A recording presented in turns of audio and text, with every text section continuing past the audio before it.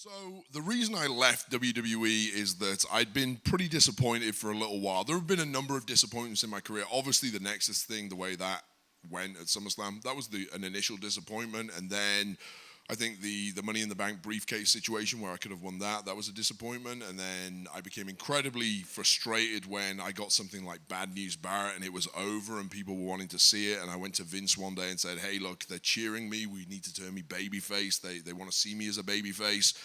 And Vince decided, no, I don't want you to ever be a babyface. You're always going to be a heel with me. So the way we're going to counter that, the fact that people are cheering you, is we're going to take away the things that they're cheering. So you're going to be Bad News Barrett, but you're not going to give bad news anymore. And that's going to frustrate them, and they're all going to start booing you. I really didn't like that idea. I pleaded my case, but Vince was adamant. And okay, he's the boss. It's his company.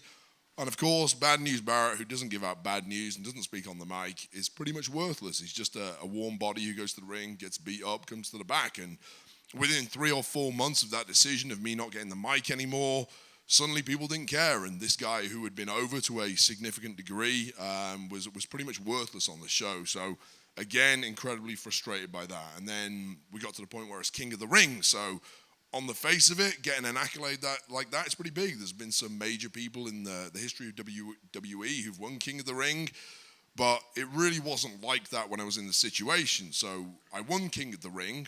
We had this tournament, which is a special for the WWE Network, and it was angled as a way of getting more signups for the WWE Network that they were pushing at the time. And when I won King of the Ring, 20 minutes before the show started, which had the final, myself against Neville, they hadn't even decided who the winner was going to be. And we'd been asking all day, how do you want us to end this match? We got to figure something out here. And eventually they came to me 20 minutes beforehand. Okay, Vince has now decided they want Wade to go over. So I ended up going over, but it really is indicative of the lack of thought that went into it. The fact that 20 minutes before the show, I didn't even know who was winning, and they didn't know who was winning. And then subsequently, the booking of the character, it became apparent that there was no real plans. Within 2 weeks, I was losing to every babyface on the roster and going nowhere. So it wasn't a fun time for me. And around about that time, kind of towards the end of King Barrett's run, prior to the League of Nations, I made a decision in my head that I wasn't going to resign. My contract is up in April or May. I've been here a long time. I need to go away at least for a while and do something else and kind of recharge the batteries and kind of get my motivation back up. So I made that decision.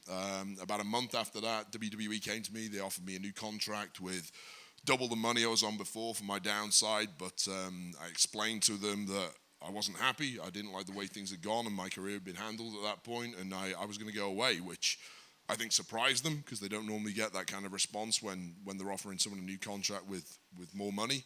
But I told them, here's my situation. I don't want to be here right now. So I think they thought I would get cold feet over the next few months as my contract was coming closer and closer to being over, because obviously I dedicated a lot of my life to get to WWE, and once I was there, it takes over 95% of your life. So I personally invested a lot in this career.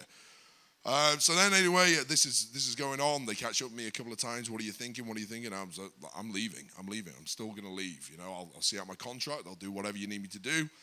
They then put us in League of Nations, and there was a little bit of me when they got the League of Nations together. I thought, wow, this could be big. This could be, it's me, it's Sheamus, it's Rusev, it's Del Rio.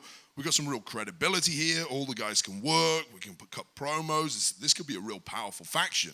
But again, within 2 or 3 weeks, it became apparent that we were simply warm bodies to feed to Roman. And no disrespect to Roman. I'm a huge Roman fan. I know he gets a lot of stick online and he gets booed, but he's a great guy, and as a choice to be the face of the company, he ticks all the boxes. But with that being said, I was at a point in my career where I had no interest in playing that role on WWE and being the warm body to just get beaten up. And that's, again, I was getting put into that category, and I'd had enough of it. So closer and closer I got to the contract ending, the more and more sure I was that I was going to leave. And then it came to a head. WrestleMania, we had our match. The next day I got thrown out of the League of Nations, and then I was done. And I waved my goodbyes. And I would certainly say that I wouldn't never go back. It's not on my list of things to do right now, and it's not that goal that I once had. But I feel in certain respects I have some unfinished business there. But I also would never be interested in going back and being in that role where I was used as a kind of warm body.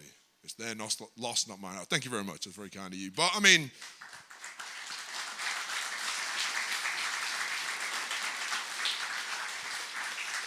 I don't want it to be interpreted that I'm somehow bitter with them. I'm certainly not. I get why they make their decisions. At the end of the day, we all look at pro wrestling as being art, and even myself as a wrestler, it's art for us. I know we often call it a sport. It's not a sport, it's an art. It's a storyline, it's performances in the ring, and it's characters.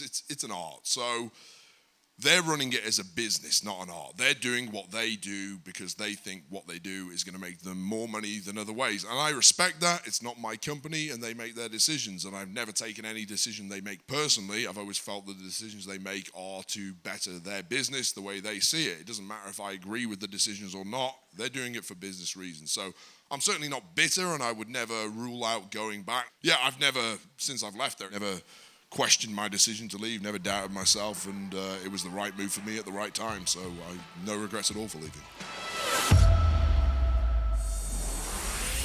So I didn't say anything. I just looked at Bray Wyatt, and he kind of shrugged his shoulders. We all knew something bad was about to happen, and we were just waiting. We were frozen in time, and suddenly all you hear is, "Are you trying to see my